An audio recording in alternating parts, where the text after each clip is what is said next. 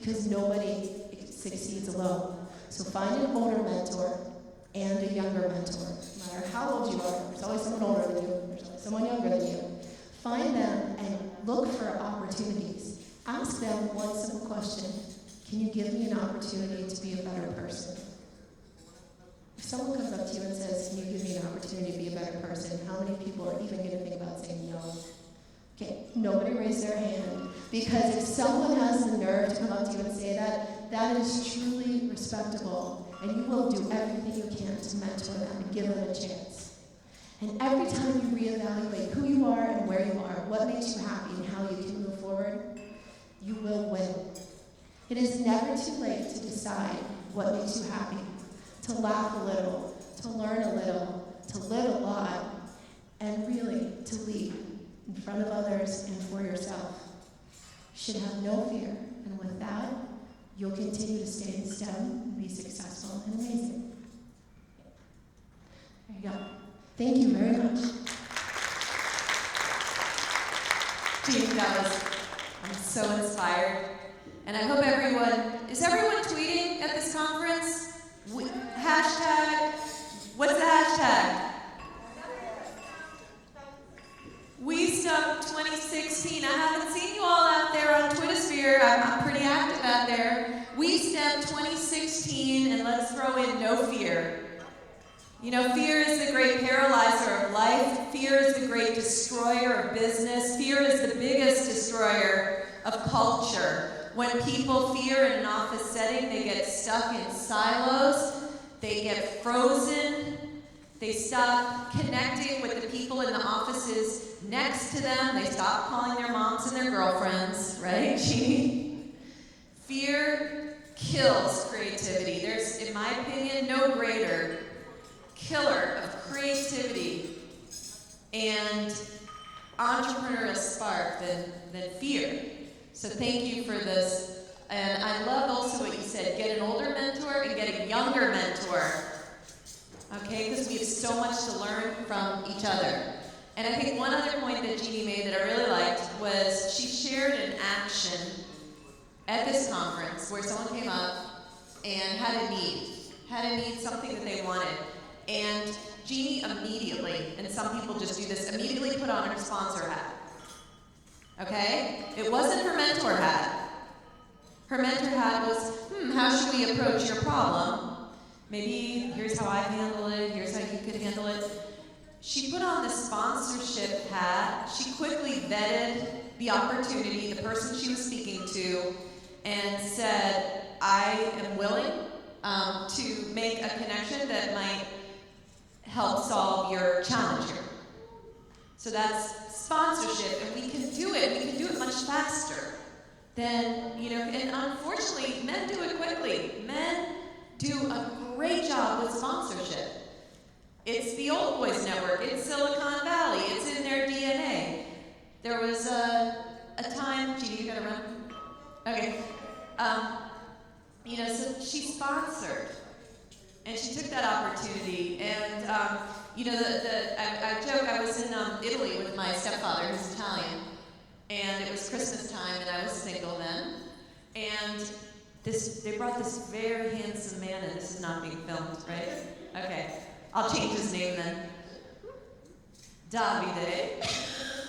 They brought Davide in to meet my stepfather, who was the head of Nuevo Pignone energy company, part of the E&I group, and they brought him to meet my stepfather. I thought they were bringing him to meet me. No, not to meet me. They brought him to meet my stepfather over cappuccinos and some good talks. It was a very serious focus. The older men brought the younger man to meet the older man, my stepfather, and he got him a job and has mentored him and been in his life, or sponsored him, for that first job and that opportunity. And he can probably count on his hands that there's many young men that he's done that for. All right? The Old Boys Network is based on sponsorship. Jeanniey was sponsoring.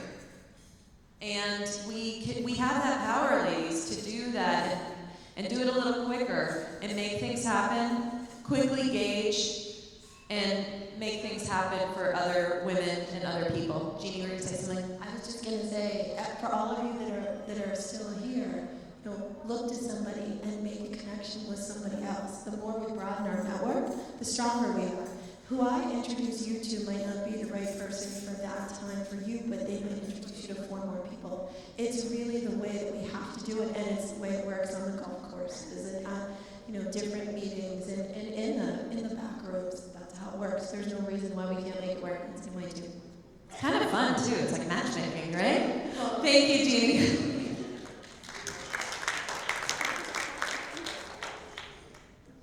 I saw the photo of her ironing her hair, by the way. I got really nervous. I'm like, you have such beautiful hair, you're gonna burn it, don't mess with your hair. I was like, Mama Bear. It's cracked me up, it's a great photo. Okay, so I get to now bring up a dear friend of mine. I met Cindy when I was running Million Women Mentors and heard her speak several times and had opportunities. Cindy, I think I've written about you in the Huffington Post like 3 times already from those conversations. But Cindy's the real deal advancer of youth in STEM globally. She's got a teacher's heart, a business mind, and a spark of innovation. She deeply cares about young people having access to STEM. So when I heard she was coming to the conference, I was like lobbying Discovery. Come on, I was like lobbying it, and Cindy's coming. I was so happy. So Cindy is Senior Director of Global STEM Initiatives for Discovery Education. She's charged with supporting school districts in their work to develop and deploy student initiatives to drive science, technology, engineering, and math achievement worldwide. A nationally respected thought leader in STEM education and reform, Cindy brings over 31 years of experience in district leadership, classroom instruction, and inquiry-based learning to her work as a champion for STEM education and career and workforce readiness. Prior to joining Discovery Education, Miss Moss, Dr. Moss, served 10 years as Director of Pre-K to 12 STEM Education for the Charlotte-Mecklenburg School System. Those of you that are not from the United States, the Charlotte-Mecklenburg School System is kind of like the rock star of school systems in so much research of impact.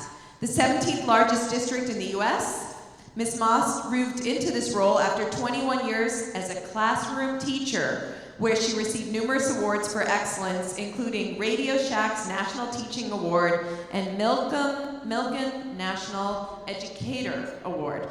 Cindy Moss.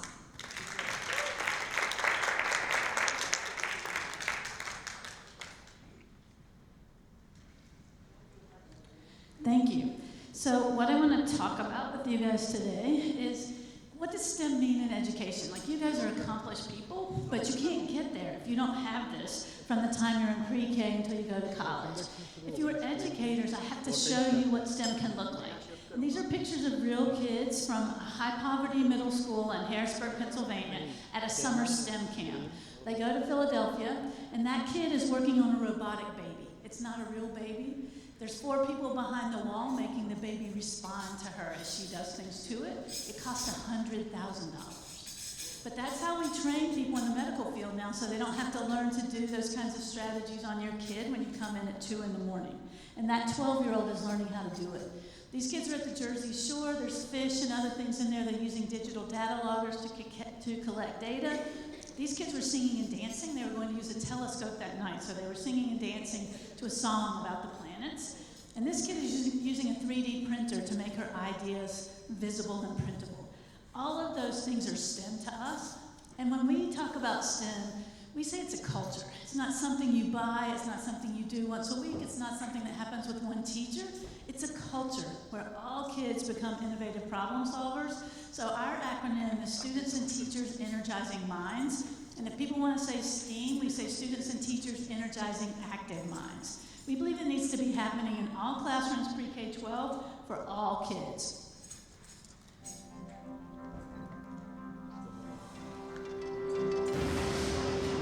I can investigate the mysteries of the human body from the inside out. I can do experiments and learn to think like a scientist. I can learn biology when I'm still learning English. I can solve problems that I couldn't understand before. I can engage. I can build. I can achieve. I can learn. I can learn. I can learn. I can learn. I can learn. I can learn. So at Discovery, we help teachers and students and parents realize what kids need. Julie told you I was a teacher for 21 years. This is when I won the Milken National Educator Award. You don't apply for it, and I just found out they were going to give me a check for $25,000, which is a pretty big deal for a teacher. Besides being a teacher and a coach, my husband and I owned a McDonald's. And I wrote our business plan, and on the weekends, if I weren't teaching biology, coaching basketball, cross country, science Olympiad, my students would come through the drive-thru to see their biology teacher, Mrs. McMoss, serving French fries because they thought it was funny. But what I learned at McDonald's was that in the business world, that there's a whole lot more money spent on training. It didn't matter if we hired somebody to make French fries, take orders, or clean the bathroom. In the first 6 months we hired them, we spent more money training them than we spent paying them. And that just hit me in the heart. In the US anyway, and I think for the rest of the world from what I've seen, we spend very little money training our teachers on professional development. So 25 years ago, I made up my mind if I were ever in charge of teachers, I would do whatever it took to get my teachers the professional development they needed. Because as important as French fries are to McDonald's, and you guys know they're important, we're making kids' futures. I'm also a STEMinist. You guys are STEMinists, you're females in the STEM field, and hopefully we'll all be STEMinists to help us figure out how to show girls that they can be in the STEM field.